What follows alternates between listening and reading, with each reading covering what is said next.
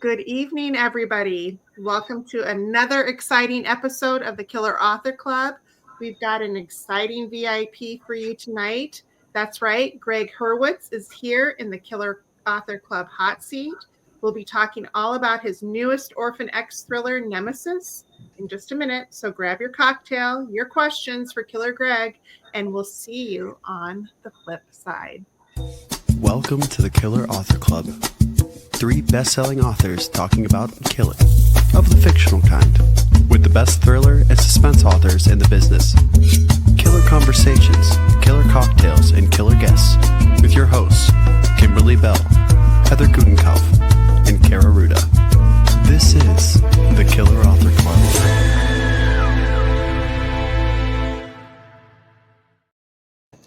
Hello to all our new members. We have a whole bunch of them, including those of you from the Creepy Book Club that we met in sunny Scottsdale, Arizona, just this last weekend.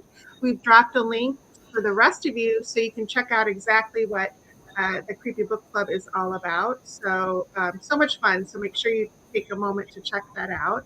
And of course, welcome to all our killer OGs online or listening to the podcast. We are so happy you're here with us tonight. I'm Killer Heather Gutenkopf. I'm Killer Kara Ruda. And I'm Killer Kimberly Bell. And tonight we have Killer Gregg Hurwitz here with us to talk about Nemesis and answer every burning question we have. So we have tons to talk about with all the usual killer fun. And speaking of fun, how about some fun in your inbox? The Killers have a newsletter chock full of bookish news, details of the Killers on tour. That's right.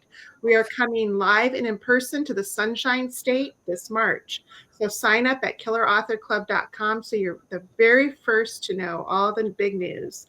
And also, if you don't get enough of our live shows, check out the Killer Postmortem, otherwise known as the After Show, which is exclusive to our podcast. And tonight's show will be available on your favorite podcasting app starting this Friday. Links to download are on, guess where, killerauthorclub.com. So, Kara, can you please introduce our special guest? I will. It's my pleasure. This is an amazing bio, actually. Okay, so Gregg is the New York Times #1 internationally best-selling author of 24 thrillers, including the Orphan X series. His novels have won numerous literary awards and have been published in 33 languages. Gregg currently serves as a co-president of the International Thriller Writers. Additionally, he's written screenplays and television scripts for many of the major studios and networks, comics for AWA, including the critically acclaimed anthology NewThink, DC, and Marvel, and poetry. Currently, Gregg is actively working against polarization in politics and culture. To that end, he's penned the op-eds for the Wall Street Journal and The Guardian, the Bulwark, and others, and has produced several hundred commercials and creative content, which have gotten several hundred million views on digital TV platforms. He also helped write the opening ceremony of the 2022 World Cup. I don't know how he does it all. We'll find out. Congrats, Gregg, and welcome to the Killer Author Club. It's good to see you all. Thank you for having me. We're so happy you're here. Okay, and we have so many questions about Nemesis, but can you start by giving us a brief elevator pitch about the story? Yes. Well, for those of you who don't know Orphan X, his name is Evan Smoke. He was taken out of a foster home at the age of 12 and trained in an off-the-books program to be an assassin. But his handler and father figure just loved him, the guy who was in charge of him. And he tells him something that I repeat in every book. He says, the hard part isn't going to be making you a killer. The hard part is keeping you human. And really what the books are about is this guy who's a black and white, hardcore assassin who lives by the 10 Assassins' commandments, slowly learning to speak the strange language of intimacy, which is something he was never taught. He wants to be a real human. And Nemesis, for the first time, has him up against one of his only friends in the world who he has made. He has a code that is absolute. It's contained by the 10 Assassins' commandments, and this friend of his has crossed it. And so for the first time in this process of trying to become more human, he's up against this incredibly personal stake. So he's going, his best friend has crossed one of his key lines. He supplied weapons to people who he thinks he used to kill other people. And Evan is sort of relentlessly moving towards him. But there's all this sticky, messy human emotion that's between them. And so it makes this case incredibly personal. And it's the first time that he's really conflicted over things on a personal psychological level. Yeah, and we loved it. And we're going to get to all the details, or as many as we can without spoilers. But first, you guys start asking questions in the comments, please. And we also have to take time to talk about this episode's special drink. Kimberly. That's right. The killers love our cocktails and mocktails and to waters. So every episode, we ask our killer guests to come equipped with their favorite. And Killer Gregg has chosen a whiskey sour as his special drink tonight. Gregg, do you want to tell us why? Well, a whiskey sour. So first of all, in most mixed drinks, you don't ever want to waste a really fine whiskey because it's just sugar. And so it's sort of savagery to mix it up with something. But a whiskey sour is still booze forward enough that you can really get the character of the drink. I really like Buffalo Trace a lot. It's the same distillery that does Blanton's, which for me is the gold standard. It's the original single barrel bourbon. And I make a whiskey sour from scratch. I have my recipes on these Evan Smoke recipe cards, which Oh my gosh, that's awesome. I have a pretty good bar downstairs, which is called Smoke Barrel, named after Evan Smoke. And what I like a lot about a whiskey sour is you have to squeeze the lemon juice fresh. You have an egg white in there, which gives it a good froth. I shake the dirt out of it. I always like a glass, martini glass, which I frost in a freezer. It's got a little bit of simple syrup, though I tend to go lighter because bourbon's already got that really sweet, rounded edge. Meyer lemon is the key for the fresh squeezed lemon. You do a half of an orange wheel. You can do a maraschino cherry if you want. I don't always love adding that. And then I do a couple things that are kind of key, which is I add a tiny splash of bourbon vanilla extract. And then what I do is I dust the top with a little bit of cinnamon, straight cinnamon, so that the bite, which sits kind of beautifully, it rests on top of the kind of egg white froth. And that bitterness and the bite of the cinnamon goes well with the sort of sugared roundedness of the cocktail, but it also gives you a bite with it also. And so that's my favorite kind of combination. It's a great cocktail to make from scratch. And next time I want a cocktail, I'm coming to your house. You guys are all welcome. Come over. In a past life? Huh? No, but I'll tell you, my wife is an exceptional cook. And I can't do anything. Like my skills atrophied after toast and cereal, and she can cook almost anything. And so at some point I just realized, I really like booze to begin with. The novelist, of course, I drink a certain amount. And so I started to just make drinks more and more elaborately for her and for guests. And so I have a pretty good repertoire. I really, really enjoy it a lot. And Evan Smoke, which those of you who read the Orphan X books know, he's a connoisseur. He drinks the world's finest vodkas. And so even though my personal drink started with bourbon, if I write about his vodkas, sometimes the sales go up. So these companies send me like the world's best vodkas from all around the world, and they'll be like engraved to him. It's the best. So I'm going to upgrade this in the next books. I'm going to start having him in like a Bentley. I'm just going to see how far I can push the product placement to just get super smart. Sounds like a good plan to me. Sounds so good. Sounds so good. So cheers, Gregg, to another fabulous book. And cheers to you guys. Thank you for having me on. Absolutely. So the Killers, we started the Killer Author Club about 2 years ago so that readers like you could interact with some of the best suspense and thriller writers in the business. Our winter and spring lineup includes superstars like Lisa Unger, Amy Tintera, Peter Swanson, Nikki French, and so many more. So for dates, times, past episodes, etc., surf to killerauthorclub.com. For tonight, we're here to talk all about Nemesis, and the praise for the book is beyond glowing. Red Carpet Crash says Evan Smoke is a weapon of mass entertainment. Action never stops. And Kirkus Reviews says Hurwitz snappy dialogue, propulsive prose, and larger-than-life characters consistently delight. The Orphan X world thrillingly expands with another wildly inventive episode. That's great. I mean, Kirkus, that's glowing. Yeah. Thank you. Gregg, obviously you are a killer of not only style and skill, but also great endurance. And now we need to know the answer to this killer question. Where do you kill? Where do I kill? Where do you kill? Killing on the page? I can kill anywhere, ladies. I mean, so I'll tell you a story from early in my career. I was pretty fortunate. I had some luck early and published young, and I was kind of a baby writer, and I was at an event, and James Patterson was there, and he had flown in. It was in Orange County. It was Men of Mystery. Do you remember that? Oh yeah, they still have that. They still have that. And he was the keynote. And I went up to him. I said, oh, you flew in this morning from, it was New York or Florida. I can't remember. I said, did you ride on the plane? And he said, always. He said, don't you ride on the plane? I said, no, I need my desk and I need my office and I need my thesaurus and I need all this stuff. And he just looked at me and he said, learn. Yeah. And I was like, okay, if James Patterson is telling me something, I better pay attention. And so I started to work on my flexibility of being able to kill, not just in my office here, but on airplanes, in Ubers, on book tour. One time I finished a script that I was on deadline for in the passenger seat while my wife was driving a school field trip to a museum. And I kind of figured out the ability to kill everywhere, not unlike Orphan X. I love it. And great tie into the book. Perfect answer. Love it. Love it. Love it. And so let's talk about Evan, because he's really a fan favorite. How did this character evolve in Nemesis? And what would you say, like, the new dimensions can readers expect from him in this latest installment? Well, this is the most growth. This is a huge turning point in the series.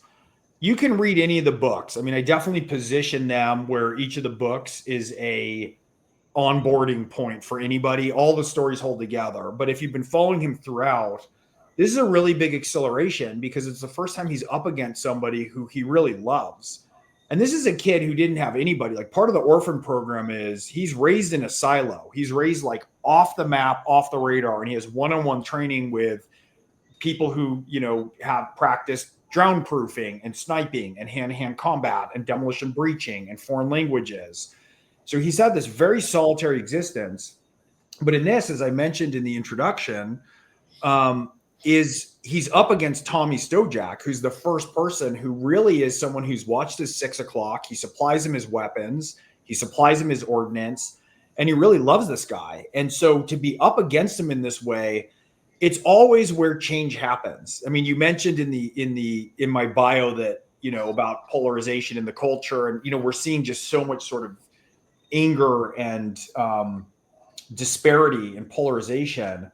And I've noticed consistently that the one thing that really makes people change their frame, whether it is partisan or ideological or even a code like Evan's code, it's always through the personal. Like, I really get somebody who says, oh, I read the most fetching op-ed in the Washington Post and my worldview is now completely different. It comes from having friends who to be good, who are doing things that you don't understand. And you have to give them the benefit of thinking that there's more to it, that your sort of rigid code that you occupy in your life, there's got to be something else if somebody you care about that much thinks differently or believes differently or votes differently or has a different set of values. And so this book is really about that. I mean, Tommy's goes off to a state, he has a sworn promise to a friend of his who died in war in his arms. And he made a promise to him that he'd look after his kids if ever there was a problem. He's looking after these kids. These aren't good kids. They're a disaster. And Tommy's trying to figure out and fix it.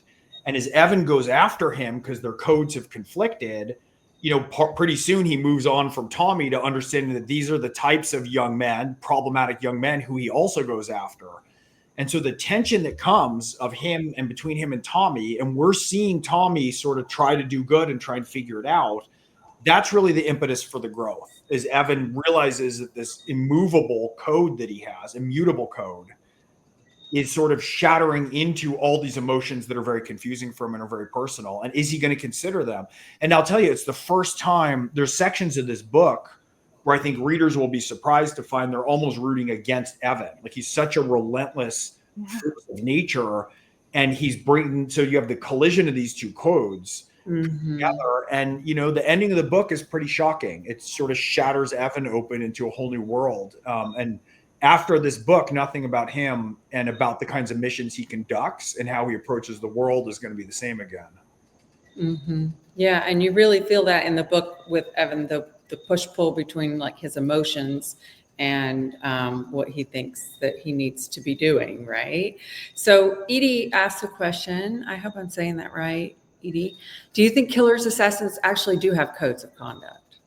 Yeah, absolutely. They just might not be codes. I mean, any good one will. Anyone has to have a set of ethics around their trade or profession. So some killers take any job for money. Some people won't kill kids. Some people kill only in the service of, certain types of jobs. And we can see this. There was that wonderful remake of the Day of the Jackal. I don't know if anybody saw it with Eddie Redmayne. The original Forsyth is spectacular. But there has to be a very strict ethic to any craft that's done. And the more meticulous and dangerous, the more it is. It's why there's such strong military codes. Mm-hmm. And when you're in these characters, you're writing so many other projects as well. Are these folks in your head all the time, or can you put them away for a little bit and then come back to them? I could put them away. I figured they were with you. Can you guys put them away? I can't put them away. Yeah. And not when I'm writing a series, they're with me. But if it's finished, I can put them on the shelf for a while. Yeah, that's one of the challenges is like sort of turning off the story engine. And so a lot of the best ideas I get is trying to fall asleep at night, or when I'm working out, or when I'm in the shower, or when I'm going walking, going hiking with the dogs. They're always sort of there. And so, it's definitely is a call to make sure that my characters and the stories are definitely ones that I'm maximally engaged with, because I spend more waking hours with Evan Smoke and Josephine and Tommy Stojak than I do with my family. Right. The bulk of what I do in my waking hours is spend time. So, I have to make sure it's really characters that I can find compelling. Yeah. And then when you do, we all do too.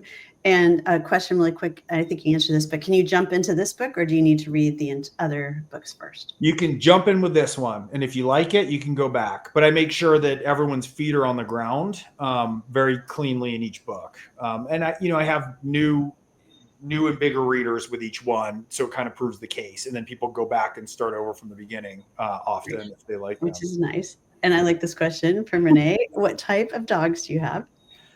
As in the book, Josephine is Evan's, she's sort of his charge. She's a 17-year-old hacker, and she's a prodigy, and he got stuck with her, and they've become almost like family. It's a very important relationship.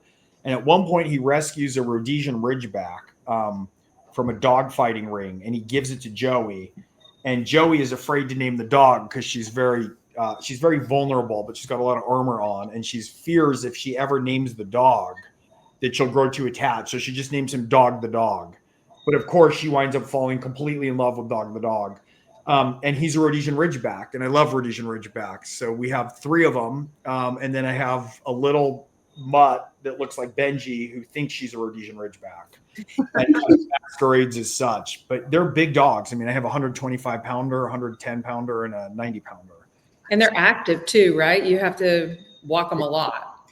If you don't know the breed, when people come over, they think they're trying to kill each other, but they're just wrestling. But they'll like knock over tables, and I mean, like they really fight. They were bred to be lion hunters in Africa. Right. Great breeding, but they're the best dogs you can imagine. But yeah, our house is like Jurassic Park. It's just ridiculous. It's awesome. I love it. And speaking of Joey, Evan really feels the need to protect her. What is it about her that makes him step away from, that armor that he has put up in order to really look after her? What do you think that is? God, Joey's just so great. So I introduced Joey in the 3rd book in the series. It's called Nemesis. And Evan is on a mission, and he gets stuck with this kid. She's then 16, and she's a sort of genius hacker. And the first thing she does is try and beat him up because she thinks he's coming for him. She's very tough. She was in the program also, but she was washed out of the program. And she's very resilient and very tough and pretty brilliant, and she's witty. And part of what happened was the dynamic between her and Evan brought up so much humanity in Evan. She was like this light that shines across all the facets of him, because he's a pretty stoic character. He doesn't talk a lot. And at the end of Hellbent, you can see the exact scene. I was planning to kill her at the end of Hellbent. And I got to that scene and I just couldn't. Like, there was so much richness in the relationship between this 16-year-old kid who's like a sort of reject of the system. She's a reject of the orphan program. She's a total genius. You know, Josephine Morales, she goes by Joey. And with Evan, their dynamic was so powerful and it was so humanizing for him. And I think part of what it is she's so tough, but she's got this just pot of roiling emotion beneath her, and it's right beneath the surface. And so she's super vulnerable, but she's super angry. And so like having Evan, who's, you know, in his, call it mid to late 30s, it's not really specified, who has this very clean OCD, he verges on OCD, clean antiseptic existence, right? He never gets involved with the mess of intimacy. To have him engaging with this, like, you know, tempestuous, brilliant young woman, it's such a perfect and continuous test for him. And their relationship for me is always one of the most important things in the books that I write about. Relationships and character are everything. Character is everything, you know, and it's obvious, you know, if I asked you guys what your favorite James Bond action sequence is, you'd probably pause and think for a moment, but we all immediately know how he takes his martini. So those draws back to characters, and then characters in relationship. What's James Bond's relationship with Moneypenny, right? It evokes something right away. And those are always the things we come back to spend time with people. And so Joey's a very big part of that for me in the series. I think she's probably the number 2 over the course of the whole series. Very glad I didn't kill her. I'm glad you didn't kill her too. That's what I was thinking. I'm like, oh, I know, seriously. That's terrible then. Yeah. Oh my goodness. Okay. So obviously we could talk to Gregg all night, and we haven't even gotten through probably 2/3 of our questions, but it's now time for the killer giveaway, you guys. So Gregg is giving away 1 copy of Nemesis to a lucky US viewer. It doesn't matter if you're watching on Facebook or Instagram or YouTube. We scour the comments everywhere we stream. So here's the question, and don't forget to tell us where you're watching from. For a chance to win, correctly answer this multiple choice question. That's funny, we haven't had multiple choice, I didn't think. Okay, so in addition to writing thrillers, Gregg writes A, screenplays and TV scripts, B, comics, C, poetry, or D, all of the above. Good luck, everybody. Could it be? What could it be? So the killers are big fans of independent bookstores and want to support them in any way we can, which is why we ask every author to tell us their favorite. And Gregg tonight has chosen Diesel, a bookstore in Brentwood, California. Gregg, would you tell us why you love this bookstore so much? Well, there's a wonderful bookstore here in Brentwood that I did my first signings on, and it was called Dutton's, and it was just great. It's the first time I saw Robert Crace. Like, I have so many friendships that started in that bookstore, and they went out of business, and everyone was quite forlorn because there wasn't a great little independent bookstore on the West Side anymore. You know, Book Soup is in Hollywood, and they're great too, but it was a little bit further. And then Diesel opened up this beautiful little bookstore, and it's right in the Brentwood Country Mart. It's right at the border between Brentwood and Santa Monica. They have a big courtyard, and they're just great. It's this great shop. It's kind of, you can walk right through it to the courtyard. On the other side, there's a bunch of booths with different kinds of food. It's a great location, and I must have done 15 signings there. And so that's my kind of home base. And, you know, of course, you know, if we get to shouting out other favorite independent bookstores, I have to name Murder by the Book in Houston. I love the Poison Pen. I'm very close with McKenna and Barbara both. I mean, there's a lot of them. But, you know, next week, the book comes out a week from tonight. And where I'm going to kick it off is I've kicked off all the past ones, and that's a Diesel. So that's a shout out to my hometown bookstore. Amazing. Well, I just dropped the link to the bookstore in the comments. So you can order Nemesis. And if you get there before the book event, which is what, next week? Yes, a week from tonight, February 11. You can get it personalized. So order up, and along with any of the others on your wish list. And obviously, killers love to read, and the Killer Author Club is the place to share the love of fabulous books. They'll post pictures, write reviews, ask for recommendations, and give us yours. We love it when our TBR cup runneth over. So, which is why we want to ask Gregg, what are you currently reading? Right now, I am reading Ross McDonald, The Underground Man. I don't know that one. So here's what happened. Peter Abrahams. Do you know Peter Abrahams? He's a wonderful writer. He's in the Boston area, and I hadn't read him, and so I have a giant bookshelf of books to read. I'm sure you guys do too, and all these things get in the way of it, right? Because friends read books. I want to keep up with that. I get books to blurb. I do books for research. Things come flying in. And I have this bookshelf, and there's books on there that have been there for, I'm old enough now that they've been there for 30 years. And so one thing I started doing this year is saying, look, there's some books I've wanted to read forever, and I got to just start pulling out and reading them because I'm never going to get to them. And so Peter Abrahams, great writer, wrote a book called Oblivion, and I just thought it was spectacular. He's very much a writer's writer. Stephen King's a huge fan of his. And then I bought another one of his called End of Story. And it likewise was spectacular. And in End of Story, he mentions a Ross McDonald book, The Underground Man. And I thought, look, if I love the way this guy writes so much, let me just keep tracing that trail along. This happens to me a lot where I'm reading a book and they reference something else and I get the thing that's referenced. And so I kind of tucked into some Ross McDonald. I've read a lot more Chandler and Hammett and James M. Cain than Ross McDonald. I've read maybe one or two, and this one's just terrific. And so it's funny coming back to all of this, but the coolest thing was I had that Oblivion book. It's been on my shelf. It must've been on my shelf for 20 years. And I just had this moment right before bed. What am I going to read next? I look at my nightstand's this tall, and I just went over and grabbed it off, and it was just dynamite. And so I've been chasing that ever since. And so it's a recommendation of a book that's been sitting there a long time. And love it. Perfect. It sounds really good. Well, February is Black History Month, and while the Killer enjoy books by writers of color all year round, we thought we would highlight a few. So for me, one of my favorites is Bluebird by Attica Locke. And it follows Texas Ranger Darren Matthews as he digs into the murders of a Black man and a white woman in a tense, racially divided Texas town.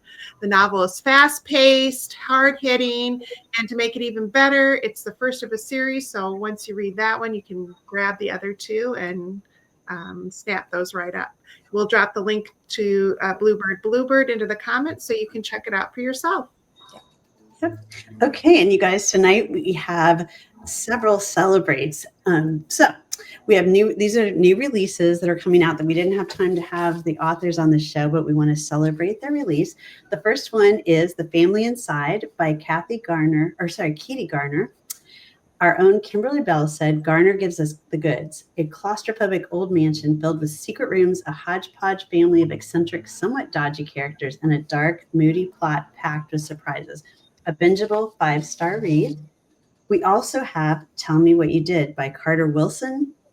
USA Today bestselling author Carter Wilson plumbs the depths of what it means to confess in this psychological thriller about a terrifying stranger who turns the tables on a true crime podcast host holding a dark secret of her own. So you guys, we've got 3 copies of The Family Inside and 1 copy of Tell Me What You Did to give away to the lucky US viewers. You know the drill. Drop a comment if you'd like to be entered for any of these. And remember to tell us where you're from. Good luck. And don't forget to check out the Killer's latest books. Find out what the nanny saw in the sequel to Carrot's The Second Mrs. Strom.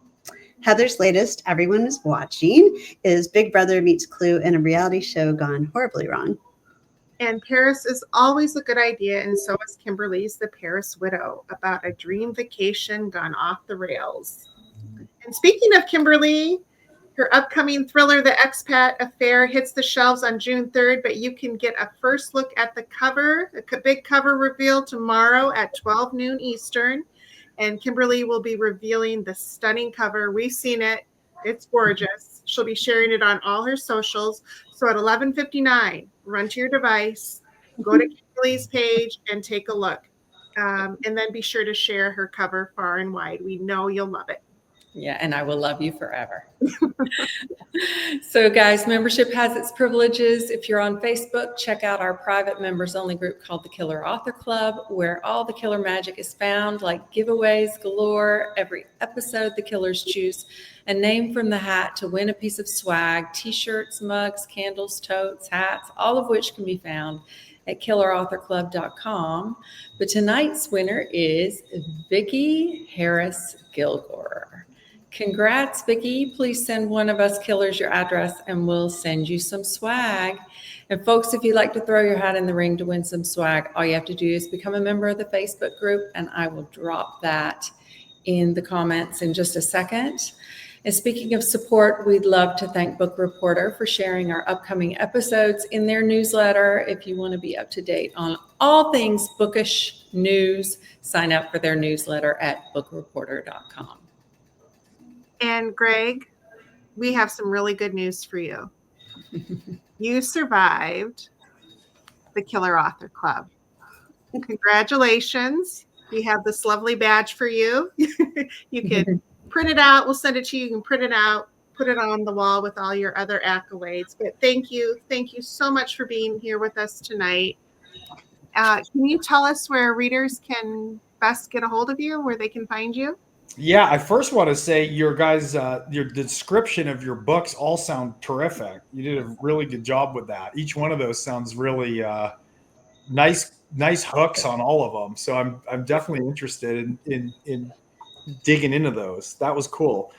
Okay, where can you find me? I'm on Twitter. I'm on Facebook. I think I have YouTube. I'm at gregghurwitz.net, not .com. .com, you'll find a guy who collects Scrimshaw. But if you go to gregghurwitz.net, you can find me. And, Instagram, the usual suspects. Awesome. That's great. And I'm going out on tour it's a big tour this year. I'm going to be in Texas and Arizona and Florida and Ohio and Pennsylvania and New York and all around California. This is going to be one of my biggest tours yet for the 10th. Wow. I saw that on social media. You have like 2 pages. I know. It's a lot. My dogs are going to miss me. Yeah. Oh, they will. I know. That's the hardest part of leaving the dogs. I know. Congratulations. And yeah, you guys go on his website and find a tour stop near you, and you can meet this guy in person, which would be really fun. And that does it for tonight's episode. Thanks to everyone for tuning in. Make sure to mark your calendars for 1 week from tonight. Join us on February 11th, 9 p.m. Eastern, 6 Pacific for a fabulously fun episode with Lisa Unger. Lisa will be the Killer Author Club hot seat to tell us all about her new thriller, Close Your Eyes and Count to 10. In the meantime, please find us all over social media. And for all the information you need about Killer Author Club, go to killerauthorclub.com. And you can find everything there. Thanks so much for being a part of the club, everybody. Good night. Thanks, everybody. Thanks, Gregg. Thanks, Gregg. That does it for tonight's show. Thank you for tuning in. If you'd like to catch our next show live, we're every other Tuesday night on Facebook, Instagram, and YouTube. For times, upcoming schedule, and to catch up on past episodes, visit us at killerauthorclub.com. Happy reading. Now get on out there and kill that TV.